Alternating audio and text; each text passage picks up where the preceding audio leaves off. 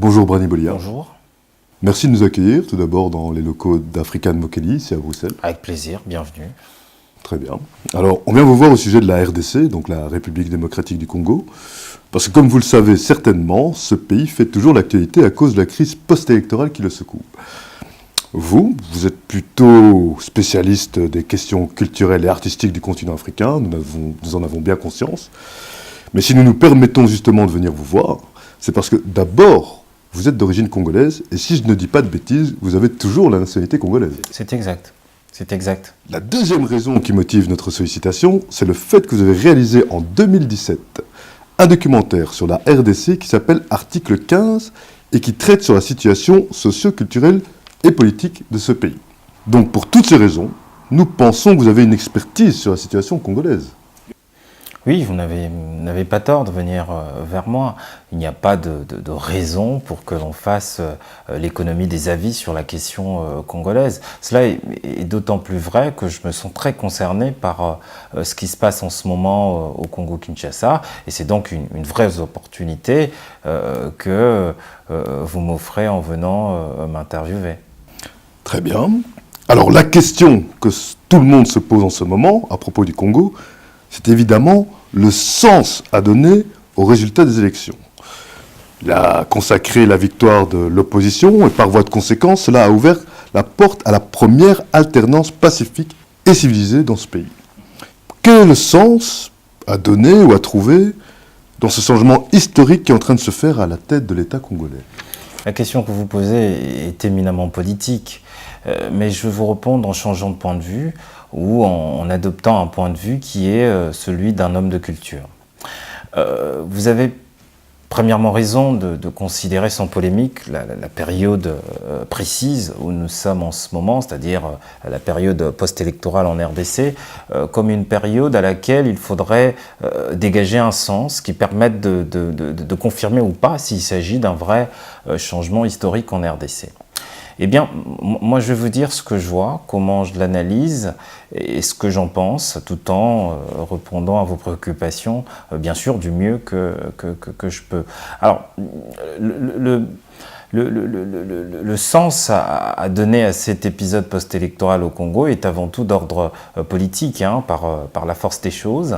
Vous avez parlé d'alternance pacifique, on peut utiliser le terme de démocratie et même de civilisation, pour ceux qui veulent aller jusque-là. Donc, il faut noter, bien évidemment, cette passation de pouvoir dans la paix, une première en RDC entre un président sortant et un président rentrant, voté démocratiquement. Ça, c'est un fait majeur, en tout cas pour l'image du pays et la construction de sa démocratie.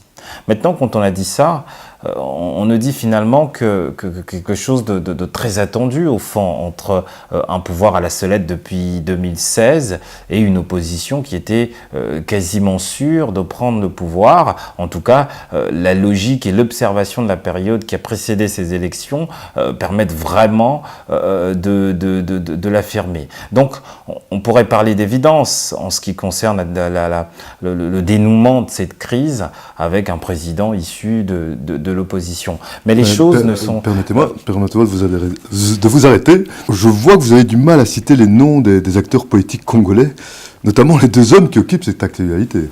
Joseph Kabila, président sortant, et Félix Tshisekedi, nouveau président de la RDC, issu de l'opposition. Je n'ai pas spécialement omis les noms de ces personnes. Vous savez, tous ceux qui s'intéressent un peu à ce qui se passe au Congo ces derniers temps, ont en esprit les noms que vous citez. Et je n'aimerais pas forcément personnifier mon analyse, qui n'est d'ailleurs pas une analyse politicienne ou partisane. Donc vous voyez, je fais très attention à ma manière de m'exprimer, et par conséquent, je m'efforce de ne pas laisser penser à toute forme de complaisance avec tel ou tel autre acteur politique ou tendance politique, quand bien même mes analyses peuvent aller dans un sens ou dans un autre, vous voyez. Ok, d'accord.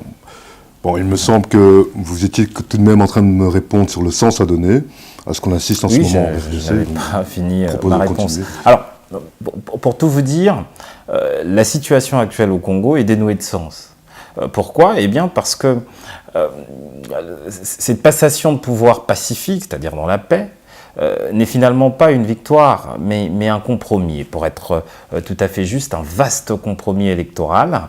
Or, pour le peuple congolais qui a tant souffert dans sa chair, la paix doit être une victoire et non un compromis. Parce que si vous voulez, une véritable paix en RDC doit être la garantie d'un certain nombre de choses pour lutter et protéger cette paix.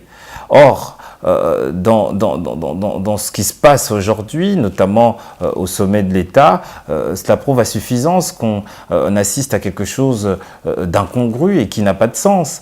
Parce que, tout simplement, le président issu de l'opposition n'a pas insufflé par son élection un changement profond de la classe au pouvoir. Et c'est ça, c'est justement à ce moment-là qu'on commence à avoir des doutes. Et il y a d'autant plus suspicion, parce que tout cela est d'un romanesque un peu particulier, vous voyez.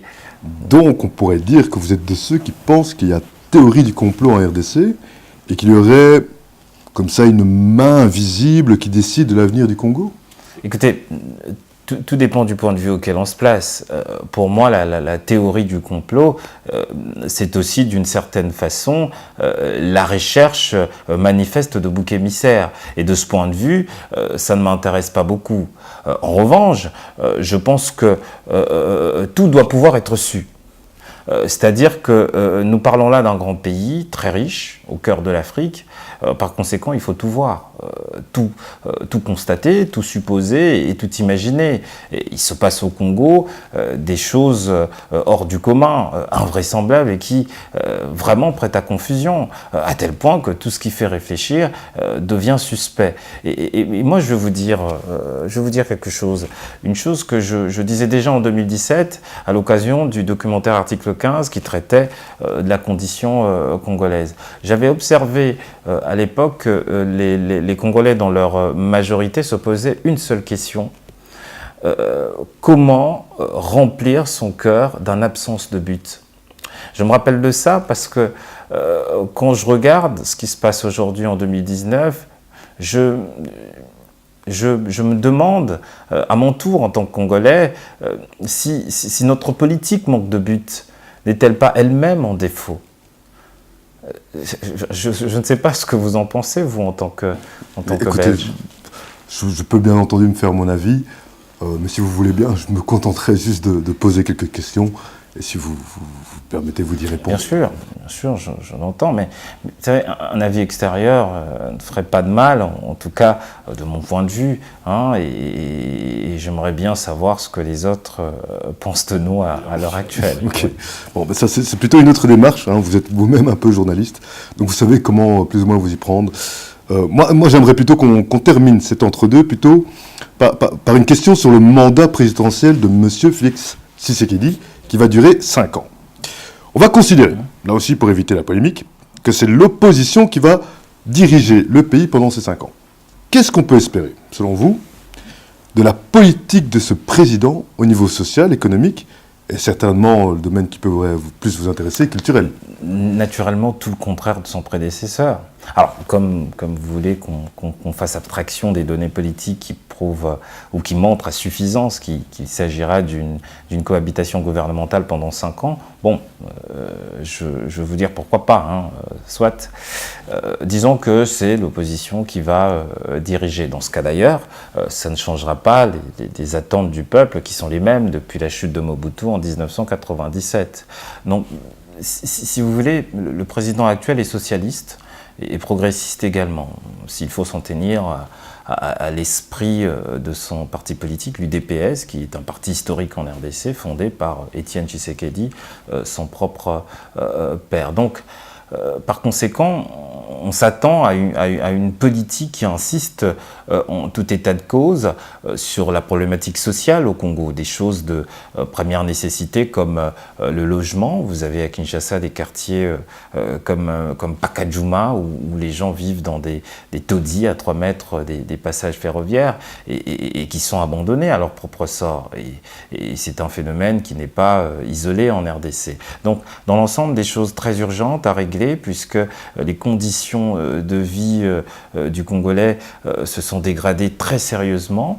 J'ai parlé de logement, mais il faut associer le coût de la vie à Kinshasa, par exemple. Il faut revoir à la baisse beaucoup de choses, dans beaucoup de secteurs, et réguler le fonctionnement général des choses pour mieux contrôler la hausse des prix et que les opérateurs économiques ne fassent pas comme ils veulent dans ce pays. Donc, baisser le coût de la vie, travailler à une vraie justice sociale, à une politique de responsabilisation des élus locaux dans toutes les régions du pays, parce que c'est important, travailler à un vrai recensement des populations congolaises, ce qui permettrait d'établir une carte nationale d'identité. Alors, je sais, beaucoup parlent de la défense de l'armée, des problèmes à l'est du Congo, de l'insécurité et donc d'un investissement financier conséquent au niveau du budget de l'État congolais pour la défense. Moi, je dis pourquoi pas, et en tout cas, je ne suis pas contre, mais dans ce cas-là, je pense d'abord qu'il faudrait très vite que ce nouveau président redéfinisse les contours de la mission de l'ONU pour que ça devienne une mission plus efficace pour mettre fin à la guerre. Parce que, comment on dit, parce qu'on ne peut pas, voyez, faire une refonte de l'armée en pleine guerre. Le Congo est en proie à des exactions militaires systématiques et omnipotentes depuis le début des années Kabila. Donc je doute fort qu'une réforme de l'armée se fasse dans la quiétude, voire dans l'accalmie. Maintenant, si on veut se rassurer, pourquoi pas, on verra bien ce que Félix Tshisekedi fera à ce niveau-là. Mais moi, comme je vous le disais, je pense qu'il doit s'attaquer d'abord à ce qui est faisable très vite et qui pourra être visible très vite aussi. La construction des logements sociaux pour remettre un peu de dignité au niveau de l'habitat du Congolais, le coût de la vie qui est exorbitant pour une population a priori pauvre, et puis les grandes réformes, celle de l'éducation nationale au Congo, la réforme monétaire, la réforme du droit pour l'adapter aux évolutions que le pays a connues, réfléchir entre autres à une politique de décentralisation à long terme, la grande réforme sur la fonction publique pour voir comment régulariser les salaires et les impayés de milliers de fonctionnaires en RDC, l'audit général des entreprises de l'État, leur rendement et comment les relancer. Bref, on attend un quinquennat où le politique travaille et mouille la chemise parce qu'en effet, il y a tout à faire et à refaire. Mais si la réponse à cet espoir se trouve dans la cohabitation Tshisekedi-Kabila, je me garde le droit de douter encore un peu. Merci Brani Bolia pour ce petit moment. L'interview est à retrouver sur le blog de l'Information africaine et sur le site d'African Mokeli Mag. Merci à tous.